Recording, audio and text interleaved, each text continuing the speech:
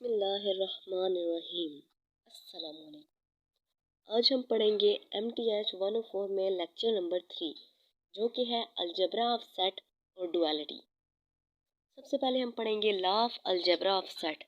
इसके अंदर हम 8 लॉज पढ़ेंगे जो कि है idempotent law, associative law, commutative law, distributive law, identity law, involution law and complement law and De Morgan law. सबसे पहले है आइडेम्पोटेंट लॉ। आइडेम्पोटेंट लॉ क्या होता है? A union A is equal to A and A intersection A is equal to A. For example एक सेट है A जिसके अंदर एलिमेंट्स है 1 2 3 और 4। अब ए का अगर हम ए के साथ यूनियन लेंगे यानी कि 1 2 3 4 का अगर हम यूनियन लेंगे 1 2 3 4 के साथ तो जाहिर सी बात है जो हमारा सोल्यूशन सेट होगा वो भी ए ही होगा, वो भी 1 2 3 4 ही होगा। उसके बाद है इंटरसेक्शन। इंटरसेक्शन अगर हम लेंगे ए इंटरसेक्शन ए लेंगे 1 2 3 4 और 1 2 3 4 का इंटरसेक्शन लेंगे, इन दोनों के अंदर कॉमन एलिमेंट तो सारे एलिमेंट कॉमन आएंगे तो ए जो है वो 1 2 3 4 ही आएगा। उसके बाद जो दूसरा लॉ है वो है एसोसिएटिव लॉ। एसोसिएटिव लॉ क्या होता है?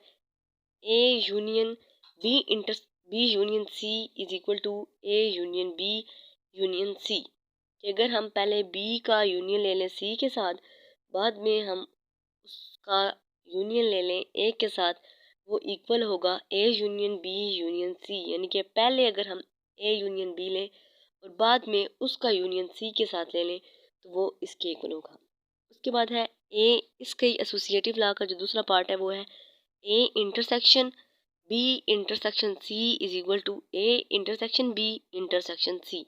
यानी कि पहले अगर हम बी का इंटरसेक्शन ले लें सी के साथ, जो आंसर आए उसका हम इंटरसेक्शन ले लें ए के साथ तो वो इक्वल होगा अगर हम पहले ए का इंटरसेक्शन ले लें बी के साथ और बाद में उसका इंटरसेक्शन ले लें सी के साथ। उसके बाद है कम्यूटेटिव लॉ।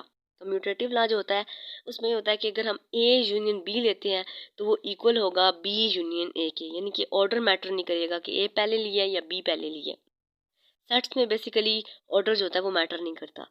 कम्यूटेटिव ये लॉ है, कम्यूटेटिव प्रॉपर्टी होती है कि A union B is equal to B union A. इसी तरह A intersection B is equal to B intersection A. उसके बाद है डिस्ट्रीब्यूटिव लॉ। डिस्ट्रीब्यूटिव लॉ जो है ये बहुत इंपॉर्टेंट लॉ है, ये पेपर में भी आ सकता है, ये मेरी दफ़ा भी आया हुआ था। इसमें ये होता है कि आपको वैल्यूज़ दी गई होती हैं ए की, बी की और सी की। 3 वैल्यूज़ दी गई होती हैं और आपको कहा जाता है कि इसका डिस्ट्रीब्यूटिव लॉ प्रूफ करें।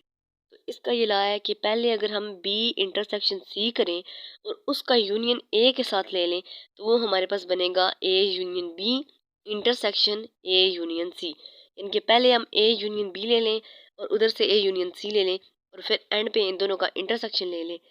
ये होता है डिस्ट्रीब्यूटिव लॉ। इसकी जो विद रिस्पेक्ट टू इंटरसेक्शन है यानी कि इंटरसेक्शन पहले आए, पहले अगर हम बी का यूनियन ले लें सी के साथ, जो आंसर आया है उसका इंटरसेक्शन ले लें ए के साथ, वो इक्वल होता है A intersection B union A intersection C. यानी कि पहले हम ए का इंटरसेक्शन बी के साथ लें फिर ए का इंटरसेक्शन सी के साथ लें, जो आंसर आया है उसका यूनियन ले लें, दोनों का यूनियन ले लें, वो इक्वल होगा दूसरी साइड के। उसके बाद है आइडेंटिटी लॉ। आइडेंटिटी लॉ क्या होता है कि अगर हम ए का यूनियन ले रहे हैं फाई के साथ, फाई का मतलब होता है एम्प्टी सेट के साथ, तो हमारा आंसर ए ही आएगा। जैसे कि अगर हम एक सेट है ए उसमें है 1 और 2 और एम्प्टी सेट तो एम्प्टी होता है, अगर हम इन दोनों का यूनियन लेंगे तो जाहिर सी बात है हमारे पास 1 और 2, यूनियन का मतलब है सारे एलिमेंट्स, तो 1 और 2 ही आएगा, तो सारे एलिमेंट्स ही आएंगे तो वो ए ही होगा। उसके बाद जो दूसरा है वो है ए इंटरसेक्शन यू। यू क्या होता है? Universal set. यूनिवर्सल सेट वो सेट होता है जिसके अंदर तमाम छोटे छोटे सेट मौजूद होते हैं। अब ए जो है छोटा सेट है, ये यू के अंदर जाहिर बात है मौजूद होगा, तो कॉमन क्या होगा? ए ही कॉमन होगा जो कि यू के अंदर भी है और ए के अंदर भी है। तो इंटरसेक्शन क्या होगा? ए इंटरसेक्शन यू हमारे पास ए के इक्वल होगा।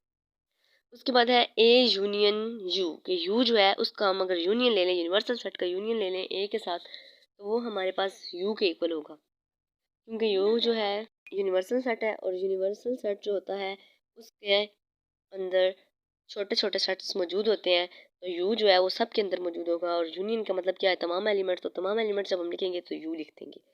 उसके बाद अगर हम ए का इंटरसेक्शन लेते हैं फाई के साथ, तो वो हमारे पास फाई आएगा यानी कि एम्प्टी सेट ही आएगा। उसके बाद है इन्वोल्यूशन लॉ। इन्वोल्यूशन लॉ क्या होता है कि अगर हम पहले ए का कॉम्प्लीमेंट ले लें ए का कॉम्प्लीमेंट ले लें। कॉम्प्लीमेंट कैसे लेते हैं कि यूनिवर्सल सेट में से माइनस कर दें ए को, ए का अगर कॉम्प्लीमेंट लें और फिर दोबारा उसका कॉम्प्लीमेंट लें और वो ए के इक्वल आता है, ये जो हमारी इन्वोल्यूशन लॉ कहता है। अब इसका कॉम्प्लीमेंट हम कैसे लेंगे? सपोज करें कि हमारे पास एक सेट ए है, उसके अंदर ए के अंदर है 1 2 3 1 2 और 3, और यू यूनिवर्सल सेट है, उसके अंदर है 1 2 3 4 और 5 एलिमेंट्स हैं। तो सबसे पहले अगर हम ए कॉम्प्लीमेंट लेंगे यानी कि यू माइनस ए करेंगे, तो यू के अंदर एलिमेंट्स वो मौजूद हों जो कि ए के अंदर ना हो, तो वो हैं 4 और 5। और अगर हम 4 और 5 यानी कि एक कॉम्प्लीमेंट का अगर हम दोबारा कॉम्प्लीमेंट लें, दोबारा यू माइनस ए कॉम्प्लीमेंट करें, तो हमारे पास आता है 1 2 और 3, और जो कि एक इक्वल है, यानी कि ये स्टेटमेंट प्रूव हो गई है कि अगर हम पहले ए का कॉम्प्लीमेंट लें और दोबारा उसका कॉम्प्लीमेंट लें तो वो ए के इक्वल होता है। उसके बाद है कॉम्प्लीमेंट लॉ। कॉम्प्लीमेंट लॉ क्या होता है कि अगर ए का हम यूनियन लें ए के कॉम्प्लीमेंट के साथ, तो वो यू आता है। यानी कि अगर हम यू माइनस ए करें तो वो उसका अगर हम यूनियन ले लें ए के साथ, तो वो यू ही आएगा, क्योंकि यू यूनिवर्सल सेट है और यूनियन में तमाम एलिमेंट्स लिखने होते हैं और यूनिवर्सल सेट के अंदर तमाम एलिमेंट्स मौजूद होते हैं। उसके बाद अगर हम ए इंटरसेक्शन ए कॉम्प्लीमेंट लें, यानी कि इंटरसेक्शन ले लें। इंटरसेक्शन क्या होता है? Common elements. ए कॉम्प्लीमेंट और ए ए कॉम्प्लीमेंट में क्या होगा कि सारे एलिमेंट्स जो यू के अंदर मौजूद हों और ए के अंदर ना हो, यानी कि यू वाले भी सारे एलिमेंट्स हो जाएंगे और ए वाले भी सारे एलिमेंट्स हो जाएंगे। उन दोनों के दरमियान कॉमन क्या होगा? कॉमन तो कुछ भी नहीं होगा, इसलिए 0 5 के इक्वल होगा। उसके बाद I you complement is equal to 5। अगर हम यू का कॉम्प्लीमेंट कर लें यानी कि यू माइनस यू कर लें, तो जब सारे एलिमेंट्स खत्म हो जाएंगे, यू का डिफरेंस यू के साथ ले लें तो सारे एलिमेंट्स खत्म हो जाएंगे, कॉम्प्लीमेंट ले लें तो वो 0 ही आएगा। उसके बाद अगर हम एम्प्टी सेट का कॉम्प्लीमेंट लें तो वो यूनिवर्सल सेट के इक्वल होता है।